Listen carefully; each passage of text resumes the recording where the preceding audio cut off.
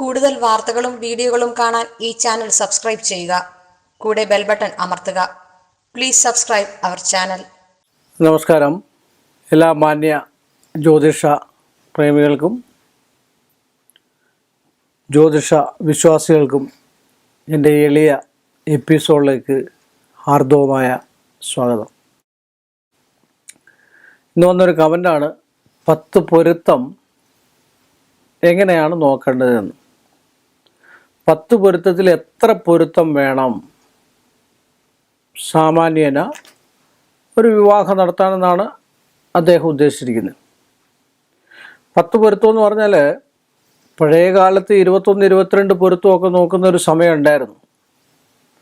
അതെല്ലാം കൂടെ ഒന്നിച്ച് ക്രോഡീകരിച്ച് പല പൊരുത്തങ്ങളെ ഒന്നിച്ച് ക്രോഡീകരിച്ചിട്ടാണ് നമ്മൾ ഈ 10 പൊരുത്തങ്ങളാക്കി വെച്ചിരിക്കുന്നത്. ഈ 10 പൊരുത്തങ്ങളിൽ നിന്ന് ഒന്ന് രാശിപ്പൊരുത്തം, രാശ്യാധിപൊരുത്തം, വശ്യപ്പൊരുത്തം, മാഹേന്ദ്രപ്പൊരുത്തം, ഗണപ്പൊരുത്തം, ദിനപ്പൊരുത്തം, സ്ത്രീദീർഘപ്പൊരുത്തം, രജ്ജു, വേദം. ഇങ്ങനെയാണ് നമുക്ക് 10 പൊരുത്തങ്ങൾ വരുന്നത്. ഈ പൊരുത്തത്തിൽ സാമാന്യേന ഒരു 5-6 പൊരുത്തമുണ്ടെങ്കിൽ സാമാന്യേന നക്ഷത്രപ്പൊരുത്തം ഉത്തമമെന്ന് നമുക്ക് പറയാം. അത് സാമാന്യേന ഉത്തമമെന്ന് മാത്രമേ നമുക്ക് പറയാൻ പറ്റുള്ളൂ. 10 പൊരുത്തം ഉണ്ടെങ്കിൽ അതിലാണ് നമ്മൾ ഈ പറയുന്നത് മധ്യമരജ്ജു ദോഷമോ. മധ്യമരജ്ജു ദോഷം എന്ന് പറയുന്നത് നമ്മളിങ്ങനെ വിരളി കൂട്ടിക്കഴിഞ്ഞാൽ അശ്വതി, ഭരണി, കാർത്തിക, രോഹിണി, മകയിരം, തിരുവാതിര, പുണർതം, പൂയ, ആയില്യം, ഇങ്ങനെ അതിൽ പെടുന്ന നക്ഷത്രമാണ്. മധ്യമരജ്ജു പെടുന്ന ഒരു നക്ഷത്രമാണ് ഭരണി നക്ഷത്രം, മകയിരം നക്ഷത്രം, പൂയ നക്ഷത്രം, പൂരം നക്ഷത്രം, ചിത്തിര നക്ഷത്രം, അനിഴ നക്ഷത്രം, പൂരാട നക്ഷത്രം, അവിട്ട നക്ഷത്രം, ഉത്രട്ട നക്ഷത്രം. ഇത്രയും 9 നക്ഷത്രങ്ങൾ ഈ മധ്യമരജ്ജു ദോഷത്തിൽപ്പെടുന്ന നക്ഷത്രങ്ങളാണ്. അതുപോലെ തന്നെ വേദപ്പൊരുത്തം എന്ന് പറഞ്ഞിട്ടൊരു പൊരുത്തമുണ്ട്. വേദം, വൈധവ്യം സംഭവിക്കുക, അന്യോന്യം പരസ്പര വിദ്വേഷമായിട്ട് പോവുക. വൈധവ്യം എന്ന് പറഞ്ഞാൽ തന്നെ ഭർത്താവ് മരിച്ചു പോവുക എന്നുള്ളതാണ്. ഭർത്താവിൻ്റെ ആയുസ്സിനെ, വിവാഹത്തിന് ശേഷം ആയുസ്സിനെ കുറയ്ക്കുക എന്നാണ് പറയപ്പെടുന്നത്, അല്ലേ? വേദം എന്ന് പറഞ്ഞാൽ തന്നെ അതിൻ്റെ അർത്ഥം എന്താ? വിധവയാകുക എന്നുള്ള അർത്ഥത്തിലാണ് പറയുന്നത്. അത് മറ്റു പൊരുത്തങ്ങളൂടെ നമ്മൾ നോക്കി വ്യക്തമാക്കിയെങ്കിൽ മാത്രമേ അങ്ങനെ വൈധവ്യം സംഭവിക്കുകയുള്ളൂ. അത് ജാതകം കൂടെ പരിശോധിച്ച് ഗ്രഹനിലയിൽ ധനേ, വേജ, പാതാളെ, ജാമത്തിൽ, ലഗ്നത്തിൽ 2, 12, 4, 7, 8 നീചഗ്രഹങ്ങൾ നിൽക്കുവാണ്. അതേ തത്തുല്യ ബലയുക്തമായിട്ടുള്ള നീചഗ്രഹങ്ങൾ സ്ത്രീജാതകാലും പുരുഷജാതകാലും ഒത്തൊരുമിച്ച് നിൽക്കുകയാണെങ്കിൽ മാത്രമാണ് പാപസാമ്യത എന്ന് പറയുന്നത്. നമ്മളിപ്പോൾ കമ്പ്യൂട്ടറിലൊക്കെ വരുന്ന എണ്ണിയാണ് വരുന്നത്. ഇത്ര പാപത, ഇത്ര പാപത, ഇത്ര എണ്ണം, 5 എണ്ണം, 3 എണ്ണം, 2 എണ്ണം. അത് സത്യം പറഞ്ഞാൽ ശരിയാണെന്ന് എനിക്ക് തോന്നുന്നില്ല. കാരണം എന്താ വെച്ചാൽ പൊരുത്തം നോക്കുന്നതിൽ അങ്ങനെയല്ല നോക്കുന്നത്.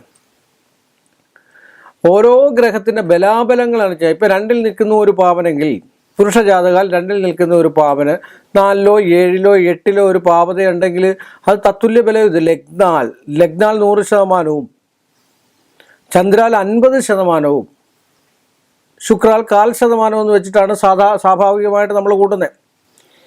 അപ്പോൾ നമ്മൾ ഒരു പാവന ഉള്ളെങ്കിൽ, ഇപ്പോൾ 7-ൽ ചൊവ്വ മാത്രമേ ഉള്ളെങ്കിൽ എന്ത് ചെയ്യും? ചില കല്യാണ പരസ്യങ്ങളിലൊക്കെ കാണുന്നതാണ് ഒരു പാവനേ ഉള്ളൂ, പാവൻ ചൊവ്വയാണ്. അപ്പോൾ ചൊവ്വാദോഷമല്ലേ? വ്യാഴത്തിൻ്റെയോ മറ്റു കാര്യങ്ങളോ ദൃഷ്ടിയോ അല്ലെങ്കിൽ സ്വക്ഷേത്ര ബലമോ മറ്റു കാര്യങ്ങളോ ഉച്ചത്തിലോ നീചത്തിലോ അല്ലെങ്കിൽ അത് വ്യാഴത്തിൻ്റെ ദൃഷ്ടി കൂടില്ല എങ്കിൽ 100% 7-ൽ നിൽക്കുന്ന ചൊവ്വാദോഷം തന്നെയാണ്. പിന്നെ അനുഭവ ജാതകത്തിൽ ഒരു കാര്യം പറഞ്ഞു കഴിഞ്ഞാൽ പിന്നെ 5-9 വ്യാഴത്തിൻ്റെ 5-9 വ്യാഴത്തിൻ്റെ ദൃഷ്ടിയിൽ ചൊവ്വ വരികയാണെങ്കിൽ ചൊവ്വായ്ക്ക് അല്പം പാവത കുറവുണ്ട്, കർക്കിടകത്തിൽ നിൽക്കുന്ന അങ്ങനെയൊക്കെ പറയുന്നുണ്ട്. പക്ഷേ എങ്കിൽ തന്നെയും 7-ലെ ചൊവ്വായോ 8-ലെ ചൊവ്വായോ, സ്ത്രീ ജാതകത്തിൽ 8-ലെ ചൊവ്വായോ, പുരുഷജാതകാൽ 7 വിവാഹസ്ഥാനം, അഷ്ടമം ആയുർസ്ഥാനമാണ് നോക്കുന്നത്. സ്ത്രീ ജാതകത്തിൽ 7 വിവാഹസ്ഥാനവും 8 അവരുടെ ദാമ്പത്യബന്ധവുമാണ് നോക്കുന്നത്. അങ്ങനെയാണ് നമ്മൾ ഇതുവരെ കണക്ക് കൂട്ടി വരുന്നത്. അതുപോലെ എണ്ണിപ്പാവൻ തിട്ടപ്പെടുത്തുക എന്ന് പറഞ്ഞാൽ അതൊരു ശരിയായ കാര്യമാണെന്ന് തോന്നുന്നില്ല. അതുകൊണ്ട് ഗ്രഹങ്ങളുടെ ഈ 2-ലും 4-ലും 7-ലും 10-ലും 12-ലും ഒക്കെ നിൽക്കുന്ന നീചഗ്രഹങ്ങളുടെ ബലം കൂടെ നോക്കണം. സാധാരണ ആൾക്കാർ രണ്ടിലൊരു ആദിത്യനുണ്ടെങ്കിൽ സ്ത്രീ ജാതകാല് 7 കേതു ഉണ്ട്, അത് മതി.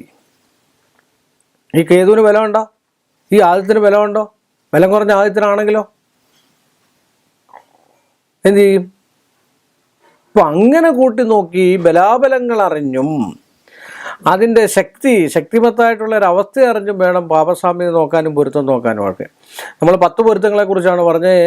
അതിൽ വേദമോ രജ്ജുവോ ഉണ്ടെങ്കിൽ സ്വാഭാവികമായിട്ട് നക്ഷത്ര പൊരുത്തം ഉണ്ട് എങ്കിൽ തന്നെയും ഗ്രഹതല പ്രകാരം ഒരു കാരണവശാലും അത് സാധാരണ ചേർക്കാറില്ല. 7 8 പൊരുത്തം ഉണ്ടെന്ന് പറഞ്ഞാലും 10 പൊരുത്തം എന്നൊക്കെ പറഞ്ഞാൽ ചുമ്മാതാണ് കേട്ടോ. അങ്ങനെയുള്ള പൊരുത്തം ഒരു പുരുഷനും സ്ത്രീയും തമ്മിൽ വരുത്തില്ല. പിന്നെ വേദദോഷം, വേദം എന്ന് പറഞ്ഞാൽ വൈധവ്യമാണ്. കൃത്യമായിട്ടുള്ള വൈധവ്യാവസ്ഥയ്ക്കാണ് വേദദോഷം എന്ന് പറയുക. അതിൽ 2-3 ഘടിവേദമുണ്ട്, ഖണ്ഡവേദമുണ്ട്, അങ്ങനെയൊക്കെയുള്ള വേദങ്ങളുണ്ട്. ആ വേദങ്ങളൊക്കെ ഒന്ന് മാറ്റി നിർത്തി കഴിഞ്ഞ് കഴിഞ്ഞാൽ ഏറ്റവും പ്രധാന വേദം എന്ന് പറഞ്ഞാൽ നക്ഷത്രങ്ങളും തമ്മിലുള്ള വേദമാണ് വേദം എന്ന് പറയുന്നത്. ഇപ്പം ഖണ്ഡവേദം ഉണ്ടെങ്കിൽ, ഇപ്പം രാശ്യാധിപ പൊരുത്തം അല്ലെങ്കിൽ ഗണപ്പൊരുത്തം ഉണ്ടെങ്കിൽ ആ വേദത്തിന് പരിഹാരമായി. അപ്പം ദോഷം വരത്തില്ല, ഭർത്താവിന് വിധവയാകത്തില്ല, വൈധവ്യം സംഭവിക്കത്തില്ല.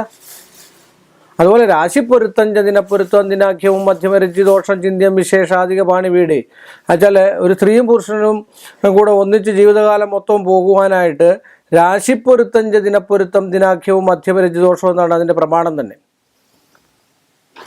അപ്പം അത് നമ്മൾ ഉൾക്കൊണ്ടുകൊണ്ട് നോക്കി നല്ലതായിട്ട് പൊരുത്തശോധനയൊക്കെ നോക്കി പൊരുത്തം നോക്കുക എന്ന് പറഞ്ഞാൽ സശ്രദ്ധ നോക്കേണ്ടതാണ്. ഏറ്റവും കാര്യമായിട്ട് നോക്കേണ്ട ഇതാണ് പൊരുത്തം എന്ന് പറയുന്നത്. അപ്പോൾ ആ പൊരുത്തം നോക്കി ആ പൊരുത്തത്തിന് ഉത്തമമുള്ള പൊരുത്തങ്ങളൊക്കെ ഉണ്ടെങ്കിൽ ഒരു 5-6 പൊരുത്തം ഉണ്ടെങ്കിൽ സാമാന്യനെ നമുക്ക് ചേർക്കാം. ഒരു 7 പൊരുത്തം ഉണ്ടെങ്കിൽ ഉത്തമമെന്ന് പറയാം. ഇങ്ങനെയൊക്കെയാണ് പറഞ്ഞു വരുന്നത്. അതുകൊണ്ട് ഇങ്ങനെയൊക്കെ നോക്കി വേണം പൊരുത്തം ചേർക്കാൻ. ശ്രദ്ധാപൂർവം ചെയ്ത് വേണം പൊരുത്ത കാര്യങ്ങളൊക്കെ ശ്രദ്ധിക്കണം എന്ന് പറഞ്ഞുകൊണ്ട് ഈ ഒരു ചെറിയ എപ്പിസോഡ് ഞാനിവിടെ അവസാനിപ്പിക്കുന്നു. വീണ്ടും നമ്മൾ തമ്മിൽ കാണുന്നവരെ എല്ലാ മാന്യ പ്രേക്ഷകർക്കും എൻ്റെ നിശ്ചയവുമായ നന്ദി. കൂടുതൽ വാർത്തകളും വീഡിയോകളും കാണാൻ ഈ ചാനൽ സബ്സ്ക്രൈബ് ചെയ്യുക. കൂടെ ബെൽ ബട്ടൺ അമർത്തുക. Please subscribe our channel.